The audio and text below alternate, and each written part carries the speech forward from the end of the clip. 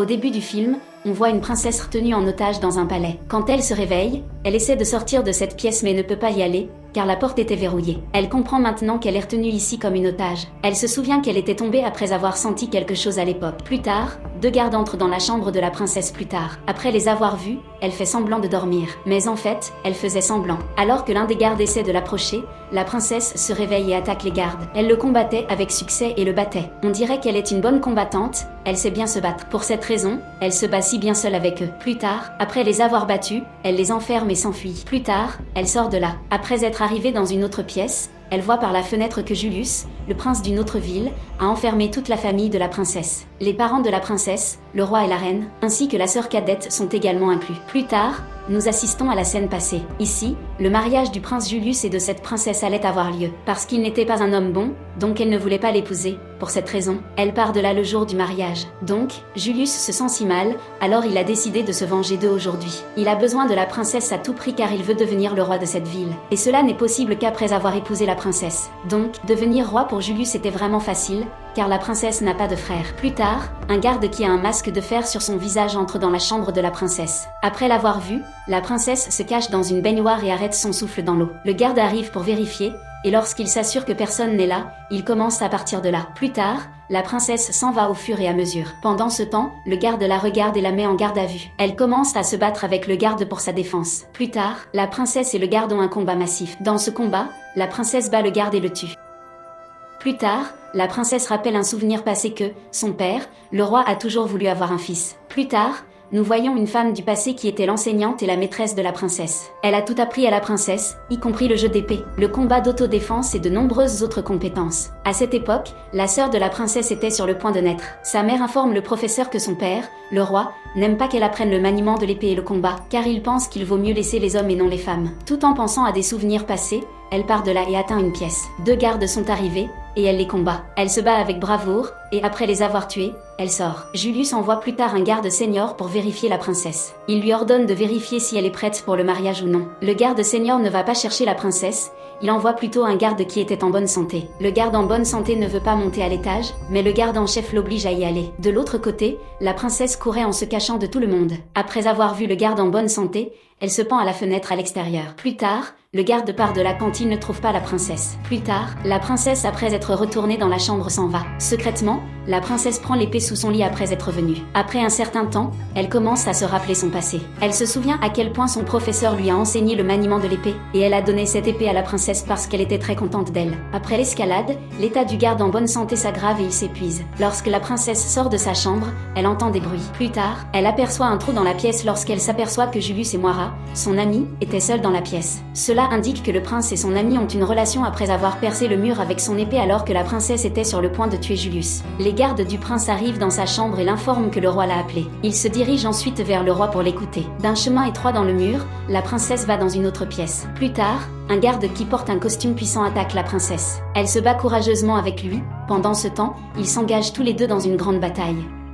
Plus tard, après avoir brûlé son corps, la princesse le jette par la fenêtre. Julius se tenait là où elle a jeté le garde. Plus tard, le garde en bonne santé arrive et l'informe. J'ai trouvé la princesse partout mais je ne l'ai pas trouvée. Il devient très en colère contre son garde principal après avoir entendu cela. Il lui ordonne de partir immédiatement d'ici et de fouiller tout le palais. Après avoir dit cela, il part de là. Plus tard, Moira commence à soupçonner les gardes qu'il y a sûrement quelqu'un qui connaît tous les chemins de ce palais. En conséquence, tout le monde commence à se moquer d'elle et se moque d'elle. Après son insulte, Moira devient assez en lambeaux. Pour cette raison, elle attaque le garde senior avec sa chaîne, elle le tue terriblement. Cette chaîne a deux lames qui peuvent être contrôlées par les doigts de Moira. Plus tard, elle ordonne à tous les gardes de rechercher le palais. La princesse, qui voyait aussi tout en se tenant là, elle s'enfuit de là dans le but de sauver sa vie, parce que les gardes venaient fouiller le palais. Plus tard, elle est entourée de nombreux gardes, mais elle ne peut pas s'arrêter, elle tue de nombreux gardes pour se protéger. Plus tard, elle continue, mais bientôt de nombreux gardes viennent l'arrêter. Plus tard, elle se bat seule avec tous les gardes, mais elle devient assez blessée dans ce combat. Plus tard, elle renverse les perles de son collier brisé sur les marches. En conséquence, tous les gardes qui la poursuivent tombent sur les marches. Plus tard, elle s'enfuit de là, après avoir transmis leur corps. Après avoir capturé un garde, avec l'aide de la veuve, il tombe des pieds longs. La princesse s'est battue avec le garde là-bas, mais elle l'a tué à la fin et s'en va. Plus tard, elle voit un long tissu suspendu à la fenêtre, et elle saute précipitamment et tient ce tissu. Elle commence à descendre avec son aide. Elle descend un peu et entre dans une pièce avec une fenêtre. Elle devient toute blessée, elle commence à se penser tristement. Nous voyons que son père se préparait à marier de force la princesse à Julius. Elle dit à son père, « Je n'aime pas Julius, et je n'aime pas l'épouser. » Elle lui dit que je veux devenir une combattante. Le roi s'énerve d'entendre ça, il lui dit de ne pas oublier que tu es une fille. Et ce n'est pas bon pour toi d'apprendre le combat et le maniement de l'épée. Façon, vous êtes assez égoïste.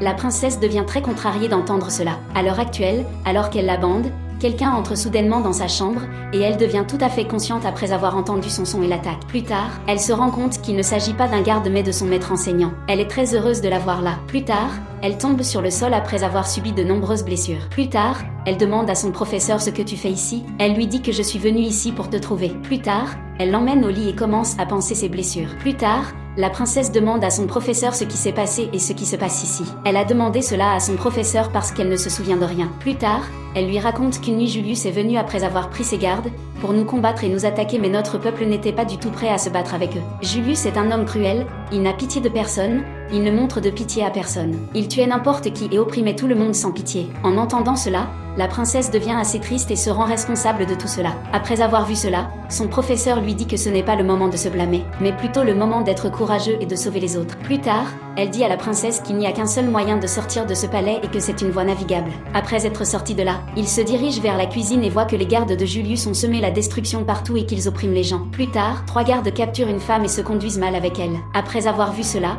ils y viennent secrètement et attaquent les gardes. Ils disent à la femme qu'il y a un chemin derrière et que vous pouvez courir. Plus tard, ils se battent avec le garde un par un. De toute évidence, ils étaient assez courageux, alors ils tuaient les gardes. Plus tard, le dernier garde survivant arrive pour les attaquer, mais Mario arrive au bout d'un moment et le tue avec sa chaîne. Ainsi, le garde ne s'approche pas de la princesse et du professeur. Plus tard, elle se bat avec eux, et la princesse et le professeur la combattent courageusement. Plus tard, Moira enrôle la princesse dans sa chaîne et la pend. Plus tard, le professeur se bat avec Moira pour sauver la princesse. En raison de son étouffement, la princesse était sur le point de mourir, avant que la princesse puisse mourir. Bientôt, le professeur la bête, elle l'a repoussée. Par conséquent, la princesse se libère de ses chaînes. Plus tard, le professeur allume le feu autour des 4 côtés de Moira. Ainsi, Moira n'a pas pu les arrêter et ils peuvent courir. Plus tard, le professeur demande à la princesse d'y aller seule, mais la princesse refuse parce qu'elle ne veut pas partir sans son professeur. Le professeur essaie de lui expliquer, de s'enfuir après avoir été d'accord avec moi. Il faut que tu partes car tu dois préserver ta famille. Je vais affronter Moira après être restée seule ici. Plus tard, la princesse accepte et devient prête à partir de là. Elle sort de ce cours d'eau, elle atteint la prison où sa famille a été emprisonnée. Plus tard, la princesse voit qu'il y a 3 gardes pour surveiller sa famille. Quelques-uns buvaient du vin et d'autres jouaient à des jeux. Plus tard, la princesse s'y rend et commence à prendre un verre de vin. Après les avoir attaqués, elle commence à les tuer. Plus tard, elle se bat avec les gardes et atteint la prison, et libère sa famille. Après l'avoir vu se battre avec les gardes, son père devient assez choqué. Alors qu'elle emmenait sa famille après les avoir secourus, de nombreux autres gardes arrivent là-bas, et après les avoir attaqués, ils les évanouissent. Plus tard, lorsque la princesse se réveille, elle se retrouve ligotée devant Julius, et sa famille était également avec elle. Dans un moment, Moira amène également le professeur de la princesse avec elle. Ici, la princesse dit à Julius que je pense à toi toute la journée et toute la nuit. Elle l'informe, je pense à différentes façons de te tuer, et Julius, j'attends le jour où je tiendrai ton cœur battant dans ma main. Après avoir entendu cela, Julius devient assez en lambeaux et dit, je vais épouser la fille cadette de la princesse, parce que je deviendrai le roi après avoir fait cela aussi. Plus tard, il ordonne à ses gardes de tuer la princesse. Après avoir entendu les paroles de Julius, la princesse indique au professeur. La princesse se bat et détourne l'attention de tout le monde. Au bout d'un moment, l'enseignant court après avoir emmené la sœur cadette de la princesse. Plus tard, le garde jette la princesse par la fenêtre. Elle tombe directement dans l'eau et elle s'évanouit après être tombée dans l'eau. Plus tard, elle retrouve ses sens et se souvient qu'elle doit sauver sa famille, et doit se battre, et doit sauver toute la ville. Après s'être souvenue de tout cela, elle coupe sa corde d'un morceau de verre de l'eau. Après cela, elle sort de l'eau. Plus tard, après avoir enchaîné la famille de la princesse, Julius les emmène dans une église. Un grand nombre de personnes étaient déjà là. En fait, il est venu ici pour épouser la sœur cadette de la princesse et il ordonne de retrouver la sœur cadette de la princesse. Plus tard, la princesse entre dans le palais où un garde était sur le point de l'attaquer. Pendant ce temps, on voit que la sœur de la princesse a été cachée sous une statue. Alors que le garde s'approche de la statue, elle le jette sur un garde. En conséquence, il meurt en peu de temps. Pendant ce temps, son professeur arrive et la princesse devient heureuse de la voir. Plus tard, elle regrette d'avoir épousé Julius pour ne pas avoir à vivre cette journée. 3 d'entre eux partent de là. Plus tard, la princesse et le professeur amènent la sœur cadette à l'endroit, là où de nombreuses armes ont été placées, qui sont utilisées à la guerre. La princesse et le professeur se préparent après avoir porté les costumes de guerre. Comme la sœur de la princesse aimait ses robes, elle devient prête après les avoir portées. Plus tard, ils y vont après avoir demandé à la sœur cadette de rester là-bas. Pendant ce temps, les gardes trouvaient la sœur cadette de la princesse, et plus tard, la princesse et le professeur ont commencé à les combattre. Lorsque Julius entend la voix de la princesse, il devient choqué, car il croit qu'elle est morte. Il envoie plus de soldats pour combattre avec eux. De l'autre côté, la sœur cadette de la princesse arrive secrètement à l'église. Après y être venue, elle libère un compagnon de l'instituteur. Pendant ce temps, Julius la voit et l'emmène chez son père pour le mariage. Après avoir vu cela, la princesse devient assez inquiète mais ils ne peuvent pas s'arrêter.